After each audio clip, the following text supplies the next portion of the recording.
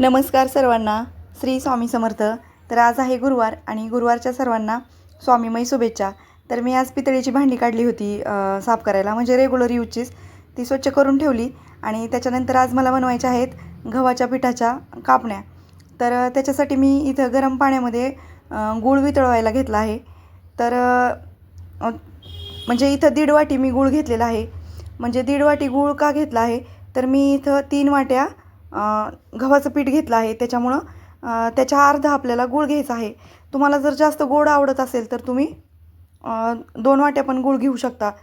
तर इथं मी गव्हाचं पीठ घेतलं आहे बघा. चवीनुसार इथं मीठ घेतलेलं आहे. तर मीठ तर आपण गव्हाचं पीठ पोळ्या करताना पण टाकतो आणि मीठ टाकावंच लागतं, म्हणजे गव्हाचं जर आपण कुठला पदार्थ करत असेल तर. त्याच्यानंतर मी इथं सुंठ, विलायची आणि बडीशेप असं मिक्सरमध्ये बारीक करून चांगली चाळणीने त्याच्यामध्ये टाकलेली आहे. त्याच्यामुळं एक छान असा स्वाद येतो. नंतर इथं बघा मी 2 चमचे, म्हणजे मोठे चमचे 2 बेसन पीठ घेतलेलं आहे आणि 3 ते 4 चमचे आपल्याला इथं बारीक रवा घ्यायचा आहे. तर रव्यामुळं काय होतं माहिती आहे का, तर ते अगदी छान अशा खुसखुशीत होतात, छान लागतात आणि बऱ्याच दिवस टिकतात. म्हणजे कापण्या हा पदार्थ असा आहे की बऱ्याच दिवस टिकतो. तर त्याच्यामुळं मी याच्यामध्ये रवा पण थोडा ॲड केलेला आहे आणि सुंठ, विलायची आणि बडीशेप टाकल्यामुळं ना अगदी सुंदर असं त्याला टेस्ट येत असते. तर आणि आपल्याला काय करायचे, 2 चमचे तेल गरम करायला ठेवायचे आणि त्याचं चांगलं असं कडकडीत मोहन बनवायचं आहे आपल्याला या पिठामध्ये टाकण्यासाठी. तर त्याच्यामुळं पण ते खुसखुस आणि अशा कडक होण्यासाठी मदत होते मोहन टाकल्यामुळं. तर गरम करून घ्यायचं आहे चांगलं तेल आणि आपल्याला गरम केलेलं तेल या पिठामध्ये घालून घ्यायचं आहे. आणि मोहन केल्यामुळं काय होतं, ते जे पीठ असतं ना ते चांगलं मिक्स केलं जातं, म्हणजे मिक्स होतं. त्याच्यातलं प्रत्येक पीठ असं एकमेकांमध्ये चांगलं मिक्स होतं. तर ते टेस्ट वाढते. तर आपलं असं तेल चांगलं गरम झालेलं आहे बघा आणि ते गरमच तेल त्या पिठाला चरका बसेल असं आपल्याला त्याच्यावर टाकून घ्यायचं आहे. त्याच्यामुळं ते पीठ चांगलं मोहन घातल्यामुळं ना खमंग होतं तेलामुळं आणि असं त्याला चिकटपणा जास्त येत नाही. म्हणजे आपण जेव्हा मळतो ना तर ते चांगलं एकजीव होतं. आणि मग आपल्याला हे तेल जे आहे ते चांगलं दोन्ही हाताने आपल्याला पिठामध्ये मिक्स करून घ्यायचं आहे. तर ते गरम आहे तोपर्यंतच करून घ्यायचं आहे आपल्याला असं चांगलं. थोडंसं हाताला चटके बसतात, पण मग फास्ट करून घ्यायचं आणि चांगलं त्या प्रत्येक पिठाच्या कणाला ते तेल लागलं गेलं पाहिजे. या पद्धतीने आपल्याला ते मोहन पसरवून घ्यायचं आहे. तर प्रत्येक भागातच करतात कापण्या, तिखटपुऱ्या. पण मी देवीला नैवेद्य वगैरे केला आहे खीरपुरीचा. पण हे पण नैवेद्यासाठीच बनवतात, म्हणजे आखाड तळला जातो असं म्हणतात. तर जास्त तेलकट पदार्थ आखाडात का खाल्ले जातात, तर त्याचं पण कारण आहे की आयुर्वेदिक शास्त्रानुसार आपण गाडी जेव्हा रिपेअर करतो तर गाडीला ऑइलिंग करत असतो, सर्व्हिसिंग करतो गाडीची. तसंच आपल्या शरीराचं पण आहे. जे आपले सांधे असतात, हाडं असतात, जिथं अशी मोह होतात, तर ते हाडांची हालचाल व्यवस्थित होण्यासाठी आपल्याला ऑइलिंगची गरज असते हाडांना. आणि आषाढ महिना हा रोगप्रतिकार क्षमतेसाठी खूप महत्त्वाचा असतो, कारण पावसाळ्या असल्यामुळं खूप आजारी पडण्याचं प्रमाण जास्त असतं. तर आपल्या शरीराला ऑइलची पण गरज असते. तर आषाढ महिन्यामुळे त्याच्यासाठी हे तळण तळलं जातं आणि आपल्या हाडांना ते ऑइलिंगचं काम करतात. म्हणजे तळलेले पदार्थ याच्यासाठी म्हणजे आहे, म्हणजे विज्ञानानुसार आपण जर पाहिलं तर. आणि पूर्वीच्या लोकांचा असा समज होता की आषाढ समजला म्हणजे आपण असं आषाढ जर महिना तळण तळलं, देवीला नैवेद्य दाखवलं तर आपण आजारी पडत नाही. पण त्यांना एवढं माहीत नव्हतं की नक्की काय कारण त्याचं आहे. तर आपल्या हाडांना ऑइलिंग मिळण्यासाठी आषाढ महिन्यात जास्त तेलकट पदार्थ खाल्ले जातात. तर मला ताईंचा मला काल फोन आला होता. तर ताई मला सांगत होत्या की बाजरीच्या पिठाचे पण छान होतात कापण्या. पण खरं सांगू का, मी कधी बनवल्याच नाहीत त्या आणि मी बनवून पाहणार आहे आणि शूट पण घेईल, मी व्हिडिओ पण घेईल आणि माझ्याकडनं जर त्या सक्सेस झाल्या तर मी तुमच्याशी पण नक्की शेअर करेल, कारण मला पण आवडेल त्या बनवायला बाजरीच्या पिठाच्या. पण आजच मला खरं बनवायच्या होत्या त्या, पण म्हटलं माझ्याकडून रेसिपी चुकली तर तुम्हाला तसं कसं दाखवू मी. म्हणजे मी फर्स्ट टाईम करून पाहिलं अगोदर, त्याचा व्हिडिओ घेईल आणि नंतर तुमच्याशी नक्की शेअर करील बाजरीच्या पिठाच्या कापण्या.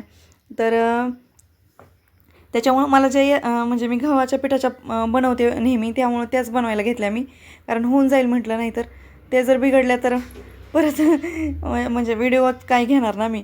त्याच्यामुळं मग गव्हाच्या पिठाच्याच बनवून घेतल्या. तर असा घट्टसर आपल्याला उंडा बनवून घ्यायचा आहे. अगदी छान अशा म्हणजे उंडा इतका सॉफ्ट झाला आहे की हाताला पण चिटकत नाही आणि घट्ट बनवून घ्यायचा आहे. घट्ट जर बनवला ना तर अगदी खुसखुशीत आणि कडक होतात त्या, अशा लूज पडत नाहीत किंवा वातड होत नाहीत. आणि आपल्याला 10 मिनटासाठी या पिठाला झाकून ठेवायचं आहे बघा भिजण्यासाठी. आणि तोपर्यंत मी इकडं तिखटपुरीची म्हणजे तयारी करते. तर कोथिंबीर जास्त घ्यायची, कोथिंबीर, हिरव्या मिरच्या, लसूण पाकळ्या आणि जिरं घेतलेलं आहे मी इथं आणि मीठ घेतलेलं आहे. मिठामुळं ते मिरच्या वगैरे लवकर बारीक होतात. तर हे बघा असं मी ते मिक्सरमधून फिरवून घेतलेलं आहे आपलं कापण्याचं पीठ भिजेपर्यंत. त्याच्यानंतर तिखटपुरीसाठी मी काय घेते तर इथं गव्हाचं पीठ 2 कप घेते आहे मी. त्याच्यानंतर आपल्याला म्हणजे प्रत्येक घरातच हा पदार्थ बनवला जातो. तर ज्वारीचं पीठ 2 कप घ्यायचं आहे आणि 2च कप आपल्याला बेसन पीठ घ्यायचं आहे. तसं बेसन पीठ थोडंसं कमी घेतलं मी आणि त्याच्यामध्ये 1.5 चमचा अशी हळद टाकून घेतली. आणि हळद टाकून घेतल्यानंतर आपल्याला ओवा घ्यायचा आहे 2 चमचे. आणि ओवा म्हणजे असा घ्यायचा की आपल्या हातावर असा कुस्करून टाकायचा तो, म्हणजे ओव्याची टेस्ट पण आपल्याला ते येत असते बघा. तर मी असा ओवा घेतलेला आहे बघा, 2 चमचे घ्यायचा. तर तुमची क्वांटिटी जशी आहे त्यानुसार तुम्ही घेत असाल. आणि प्रत्येक घरात बनवलं जातं आषाढ महिन्यात हा पदार्थ. आणि बघा ती हिरवी मिरची, कोथिंबीर, जिरं, मीठ ते मी जे बारीक केलं आहे ते पण याच्यामध्ये असं चांगलं मिक्स करून घ्यायचं. तर ह्याला जास्त पाण्याची गरज लागत नाही, कमी पाण्यामध्ये अगदी थोडं थोडं पाणी ॲड करतच आपल्याला ह्याचा पण चांगला घट्टसर गोळा बनवून घ्यायचा आहे.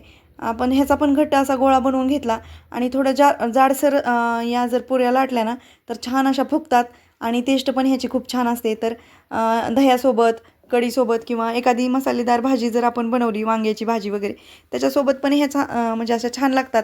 म्हणजे आपण जी पालकपुरी वगैरे बनवतात त्या प्रकाराचाच म्हणजे ही पुरी आहे. तर ते पीठ मी भिजायला ठेवलं तिखटपुरीचं. तोपर्यंत म्हटलं आता 10-15 मिनटं होत झालेली आहेत आणि मग मी कापण्या करायला घेतल्या. तर कापण्याचं पीठ पण आपलं इतकं छान झालेलं आहे.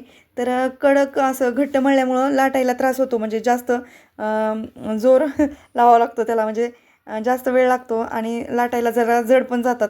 आणि नंतर अशा पातळ अशी आपल्याला पोळी बनवून घ्यायची त्या पिठाची आणि त्याच्यावर अशी खसखस टाकून घ्यायची आणि खसखस दोन्ही बाजूला लावून घ्यायची आपल्याला. आणि बघा अशी खसखस टाकून घ्यायची आहे आणि खसखस टाकल्यानंतर आपल्याला ते असं लाटून घ्यायचं आहे, म्हणजे ती खसखस आतमध्ये जाती आणि त्याची पण टेस्ट तळल्यानंतर अशी छान लागते बघा खसखस टाकल्यामुळं. तर मी अशी खसखस टाकली बघा आणि पोळीच्या दोन्ही बाजूने आपल्याला ती खसखस टाकून घ्यायची आहे. आणि त्याच्यानंतर आपल्याला काय करायचं आहे, अशा उभ्या लाईन मारून घ्यायच्या आहेत आणि आडव्या लाईन मारताना थोड्याशा क्रॉस मारायच्या आहेत, म्हणजे जेणेकरून कापणीचा आकार त्याला आला पाहिजे. म्हणजे कापणीचा आकार येतो आपण जर थोड्या क्रॉस त्या कट केल्या ना आडव्या कट करताना.